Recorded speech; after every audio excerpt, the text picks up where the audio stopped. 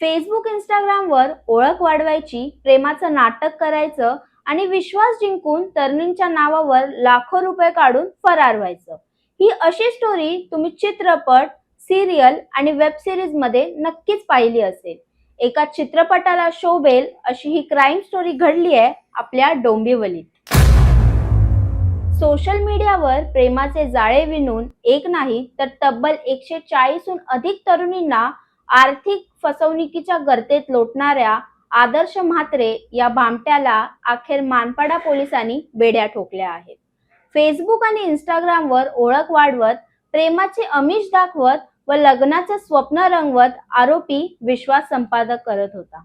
मात्र या प्रेमकथेच्या आड लपले होते लाखो रुपयांच्या कर्ज फसवणुकीचे धक्कादायक रॅकेट. मूळचा पनवेल परिसरातील रहिवासी आदर्श म्हात्रे हा सोशल मीडियावर उच्च शिक्षित आणि चांगल्या पदांवर कार्यरत महिलांना लक्ष करत होता. मैत्रीचे रूपांतर प्रेमात करून तो संबंधित तरुणींना भावनिकरित्या आपल्या जाळ्यात ओढायचा. त्यानंतर भविष्याची स्वप्ने, लग्नाचे आश्वासन आणि एकत्र आयुष्य घडवण्याच्या गप्पांमधून तो विश्वास जिंकत असे. विश्वास बसल्यानंतर आरोपी संबंधित तरुणींच्या कागदपत्रांचा वापर करून विविध बँकेतून लाखो रुपयांचे कर्ज काढत होता. कर्जाची रक्कम मिळाल्यानंतर मात्र तो संपर्क तोडून फरार होत असल्याचं तपासात समोर आलं आहे. या प्रकरणात पोलीस तपासादरम्यान एक धक्कादायक बाब उघडकीस आली आहे.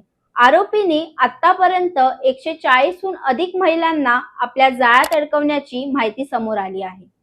विशेष म्हणजे या फसवणुकीला बळी पडणाऱ्या अनेक महिला बँकिंग, कॉर्पोरेट, आर्थिक आणि व्यावसायिक क्षेत्रात मोठ्या पदावर कार्यरत असल्याचं पोलिसांनी सांगितलं आहे.